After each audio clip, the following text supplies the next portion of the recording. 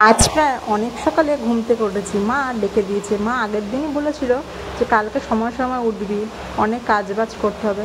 আসলে কি বলতো, আজকে হলো জামাই ষষ্ঠী, সেই কারণে মা সেই ভোর 4:30 থেকে উঠে রান্না বান্নার প্রস্তুতি নিচ্ছে। আর আমাকেও বলেছে আমার হাতে কিছুটা টুকটাক করে দিবি, কারণ কি অনেক কাজ আছে। দিয়ে বললাম বেশ, তাহলে যেটুকু করার সেটুকু করে দেবো, ডেকো। দিয়ে আমাকে ঘুম থেকে উঠলাম, দেখো চোখে কেমন ঘুম, মানে একটা সে ঘুম কাটছে না আমার, তো চোখ বন্ধ হয়ে আসছিলো। যাই হোক, আমাকে বলেছিল শাকগুলো কেটে দিতে। শাকগুলো ধুয়ে দেখো আমি কাটতে শুরু করেছি। মানে কী বলতো, শাকগুলো ধুয়ে কাটছি কারণ শাকে খুব বালি থাকে, তো ওই জন্য একবার ধুয়ে নিলাম, তারপরে কেটে আবার ভালো করে ধুয়ে নেবো। তারপরে দেখো শাকগুলো সব কেটে নিলাম। আর এদিকে মা বাদামগুলো ভালো করে ভেজে নিচ্ছিল, আর ভেজে নিয়ে দেখো খোসাগুলো ছাড়িয়ে নিচ্ছে। আর আমাকে কটা আলু দিয়ে বললো এই আলুগুলো ভালো করে ছুলে ভালো করে ছোটো ছোটো করে পোস্তের মতো করে কাট। আর এইদিকে দেখো তারপরে কচু শাকগুলো রাখা ছিল। আগের দিন মা এই কচু শাকগুলো আমাদের ঘরের পিছন থেকে তুলেছিল, দিয়ে বলেছিল এইগুলোকে কাটগার। তারপরে সব আমি তখন নিচে চলে আসলাম, আর নিচে এসে এগুলোকে ভালো করে কেটে নিচ্ছি। আর তখনও আমার চোখে ঘুম ছাড়েনি, কারণ কি আমি অত সকাল সকাল উঠি না তো। যাই হোক, তারপরে দেখো এগুলো সব কেটে নিলাম, কেটে দেখো ভালো করে ধুয়ে রেখে দিয়েছিলাম। আর আমি না এখন ভয়েস ওভার দিচ্ছি, তো খুব বৃষ্টি হচ্ছে, ওই কারণে না আওয়াজটা খুব বাজেভাবে আসছে। যাই হোক, তোমরা একটু ম্যানেজ করে নিও। তারপরে এই দেখো বোন, মানে মা চা করে দিল, আর বোন নিয়ে চলে আসলো, আর ওকে চাটা দিয়ে দিল। ও সকালবেলা তখন ঘুম থেকে উঠেছে, তখন প্রায় বাজে 8:30 নাগাদ। আর ততক্ষণে মার প্রায় সব রান্নাই হয়ে গেছে। আর এই যে দেখো মা এদিকে পায়েসটা করছিল, আর আমাকে বলেছিল যা একটু ঘরটা মুছে দে। তাই জন্য আমি এদিকে ঘর মুছতে চলে আসলাম। আর মা যেহেতু সব রান্না বান্না করে স্নান টান করে তারপরে পুজো দিয়ে তারপরে সব কিছু খায়, ওই কারণে মা বলে তাহলে এই ঘরটা মুছে দিলাম, আমার একটু কাজটা এগিয়ে থাকবে। সেই কারণে আমি দেখো এদিকে ঘর মুছে দিলাম। আর তার মধ্যে আমার পিসির ছেলে ফোন করেছে, ওরাও যাচ্ছে, মানে আমার দাদা বৌদি যাচ্ছে ষষ্ঠীতে। আর আমাদেরকে বলেছিল আয় তাহলে একবার রাস্তার দিকে কথা বলবো।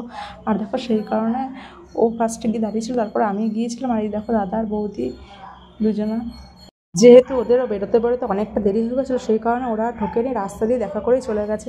আর তখন দেখলে পাপা গেছিলো বাজারে, তো পাপার সঙ্গেও রাস্তায় দেখা হলো আমাদের।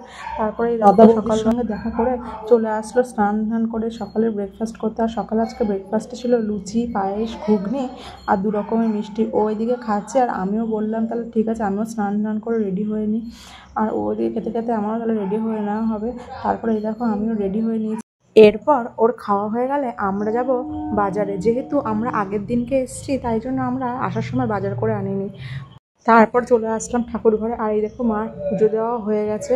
তারপর আমিও একটু রেডি হয়ে ঠাকুর কাছে এসে প্রণাম করে নিলাম। প্রণাম করে নিই, তারপরে এবার আমরা বেরোবো। তারপরে দেখো দুজনে মিলে বেরিয়ে পড়লাম। আর বেরোতে বেরোতে রাস্তা দেখো একটা ফুলের দোকান পেলো দেখতে, আর দেখেই বলছে তাহলে ফুল নাও চুলে দেওয়ার জন্য, জুঁই ফুলের মালা।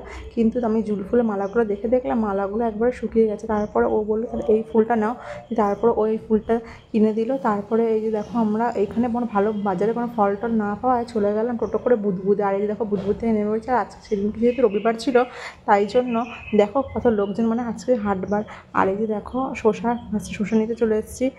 তারপর চলে আসলাম ফলের দোকানে। মানে এই ফলের দোকানটাতে ফার্স্টে এসেছিলাম, কিন্তু শসা ভালো না থাকায় আমরা আবার হাটের দিকে গিয়েছিলাম। ওইখান থেকে শসা নেওয়ার পর এই যে নিয়ে নিলাম ফল, তরমুজ, লিচু, আর নিয়েছিলাম কলা আর শসা। তারপরে দেখো এইগুলো নিয়ে বাড়ির দিকে রওনা দিলাম। আর আমি তো নেওয়ার পর আর হাঁটতেই পারছিলাম না, এত ভারী ছিল। আর যেহেতু ঘরে অনেক আম ছিল, সেই কারণে মা বলেছিল আম নিয়ে আসার দরকার নেই। আর এইবার জানো তো আমার মা ষষ্ঠীর কোনো নিয়ম কাজ করতে পারবে না, কারণ কি আমার এক খুড়তো ঠাকুমা মারা যাওয়াতে আমাদের এখনও 1 বছর পূর্ণ হয়নি, মানে বাৎসরিকটা হয়নি। কিন্তু তা হলোই বা, যেহেতু বছরে একটা দিন, সেই কারণে মা বললো আজকে কিছু হবে না, মানে নিয়ম কিছু করবে না, এমনি খাওয়া দাওয়া যা হয় সবাই এক জায়গাতে হবে, এটাই আর কি। তারপরে দেখো চলে আসলাম আমরা বাড়িতে। আর এসে দেখছি ফার্স্টে সর্ষে ইলিশ, যদিও বা এটা পরে দেখালে ভালো হতো। তারপর ওটা সকালে ছিল ঘুগনি, লুচি ঘুগনির ঘুগনিটা।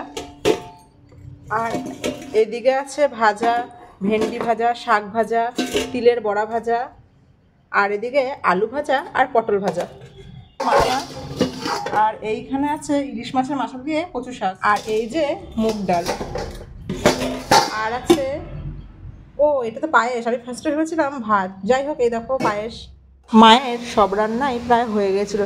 এসে তখন দেখছি মা শুধু মাটনটাকে কষাচ্ছে লাস্টে।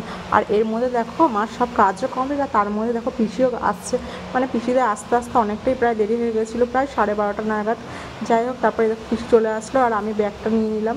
তারপরে পিসেমশাই আসতে একটু দেরি হয়েছিলো, মানে পিসেমশাই একটু দোকানে ঢুকেছিলো। তারপরে দেখো পিসেমশাই আসলো, আর পিসেমশাই দেখো কত ব্যাগ নিয়ে এসছে, মানে কত কিছু যে নিয়ে এসেছিলো পিসিদের জমির জিনিস, তাছাড়াও আরও এমনি ফল টল মিষ্টি সব কিছু মিলিয়ে।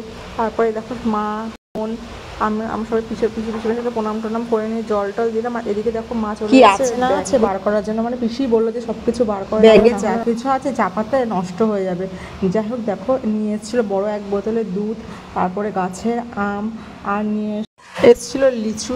আর পিসি যেহেতু বাইরের জলটা খেতে পারে না, মানে ওই জল খেয়ে খেয়ে অভ্যস্ত, সেই কারণে বাড়ি থেকে এক বোতল জলও নিয়ে এসেছিলো, কারণ কি পিসি অন্য কোথাও জল খেতে পারে না। আর এরকম আরেকটা ব্যাগে ছিল কলমি শাক, কত যে কলমি শাক নিয়ে এসছে মানে তা আর কি বলবো, এত নিয়ে এসছে, মানে এক ব্যাগ শাক নিয়ে এসছে। তারপর আরেকটা ব্যাগ, মানে তিনটে ব্যাগ নিয়ে এসেছিলো। আর এদিকে নিয়ে এসেছিলো দেখো গাছের কামরাঙা, আরও এখানে এক ব্যাগ আম ছিল, আর ছিল নিজেদের গাছের কুমড়ো। আর দেখো যেহেতু এত ভারী ছিল ব্যাগটা দিকে ছিঁড়েই গেছে, আর একটু হলে মানে ছিঁড়ে সব আম রাস্তাতেই পড়ে যেত। এরপর আমরা পিসিকে দিয়ে দিলাম ফল মিষ্টি। আর ওরা তো এমন টাইমে এসছে যেহেতু অনেকটা বেলা হয়ে গেছিলো, ওরা বলছিল আমরা কিছুই খাবো না, কিন্তু তারপরে জোর জবরদস্তি দেওয়া হলো, ওই টুকটা যা হওয়ার খেলো। আর তারপরে দেখো ওই ফুলটা নিয়ে পিসি আর পিসেমশাই আর মা মিলে একটু মজা করছিল। তারপর এদিকে যেহেতু অনেকটা বেলা হয়ে গেছিলো, মানে ওই খেয়ে আর খাবার খাওয়ার কারোর ইচ্ছাই ছিল না, তারপরে অনেক যেহেতু বেলা হয়ে গেছিলো, তারপর ভাতটা দিয়ে দেওয়া হলো। আর জানো তো ভাত দেওয়ার মানে যে ছবি টবি তুলবো বা কিছু করবো সে সময় আর ছিল না, আর করাই হয় নাই। তারপর খেতে বসে যা টুকটাক ভিডিও টিডিও নিলাম।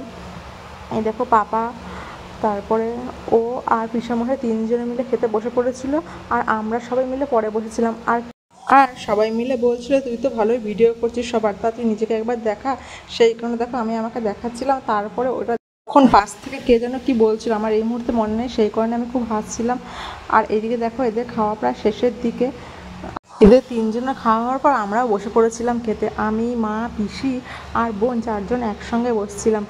খাওয়া দাওয়া শেষে রেস্ট টেস্ট নিয়ে প্রায় বিকেল যখন 5টা বাজে, তখন মা পিসিদের জন্য, যেহেতু পিসিটা সকালে আসেনি সেই কারণে সে লুচি ঘুগনি মিষ্টি সব ছিল। আর জানো তো মা না একটা ভুল করেছিল, খাওয়ার সময় কচু শাক দিতেই ভুলে গেছিলো। যাই হোক সে কচু শাক দিয়ে খেতে দিল, কিন্তু পিসিটা তখন আর কেউ খায়নি, বলছে না এখন আর কিছু খাওয়াই যাবে না। তারপরে দেখো সবাই বাড়ির দিকে রওনা দিল। আর কতবার পর থাকতে বলা হয়েছিল, কিন্তু পিসিটা থাকলো না। আর যেহেতু দাদা বৌদিও গেছিলো এদিকে ষষ্ঠী করে, ছোটদা বাড়িতে ছিল, তাই জন্য মা ছোটদার জন্য পায়েস আর লিচু পাঠিয়ে দিল। ঘর যেহেতু ফাঁকা সেই কারণে আর থাকা যাবে না পিসি বললো। আর তারপরে দেখো সন্ধ্যেবেলা আমরা একটু গলাটা ঠান্ডা করে নিলাম। আজকের জন্য একটু টাটা।